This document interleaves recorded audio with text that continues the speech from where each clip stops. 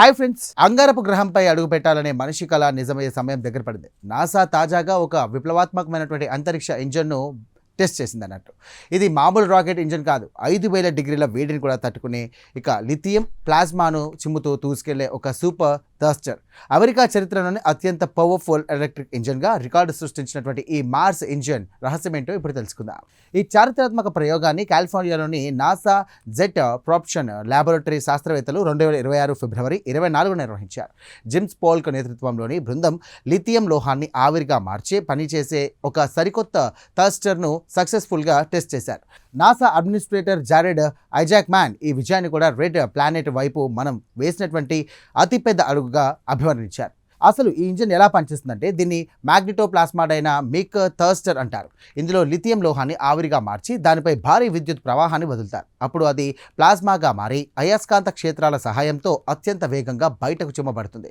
ఈ ప్రయోగంలో ఆ లోపల ఇంజిన్లో ఉన్నటువంటి ఉష్ణోగ్రత ఏకంగా 5000 డిగ్రీల పారాహీట్కు చేరుకుంటుంది. అంటే ఇది సూర్యుడి ఉపరితలంలో సగభాగం వేడి సమానమన్నమాట.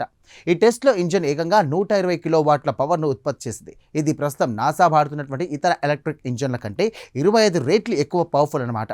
ఇంత భారీ మొత్తంలో ఎలక్ట్రిక్ ప్రొపల్షన్ సిస్టమ్ పనిచేయడం అమెరికాలో ఇదే మొదటిసారి. ఈ ఇంజిన్ ఎంత అఫీషియల్ అంటే మామూలు రాకెట్ల కంటే 90% తక్కువ ఇంధనాన్ని వాడుకుంటూ అంతరిక్షంలో అత్యంత వేగంగా ప్రయాణించగలదు. ప్రయోగం జరుగుతున్నప్పుడు వ్యాక్యూమ్ ఛాంబర్లో ఒక వింత దృశ్యం కనిపించింది. ఈ ఇంజిన్ నుండి వెలువడినటువంటి ప్లాస్మా ధార బ్రైట్ వైట్ మరియు రెడ్ కలర్లో మెరుస్తూ ఒక అద్భుతమైనటువంటి జ్యోతిలా కనిపించింది. ఇక ట్యాంక్స్ అండ్ ఎలక్ట్రాన్లో విపరీతమైనటువంటి వేడికి తెల్లగా మెరిసిపోతుంటే ఈ ఇంజిన్ ఇచ్చే థర్డ్ వ్యోమనౌక గంటకు 1,00,000 మైళ్ళ వేగంతో అంగారకుడి వైపు దూసుకెళ్లదంటూ కూడా నిరూపితమైంది. ఈ ఆవిష్కరణ ఎందుకు ముఖ్యం అంటే మనుషులను మార్స్ మీదకి పంపాలంటే మనకు మెగావాట్ స్థాయి పవర్ కావాలి. ఇప్పుడు 120 కిలోవాట్ల వద్ద సక్సెస్ అయినటువంటి శాస్త్రవేత్తలు రాబోయే రోజుల్లో దీన్ని 1 మెగావాట్ వరకు కూడా పెంచాలని లక్ష్యంగా పెట్టుకున్నారు.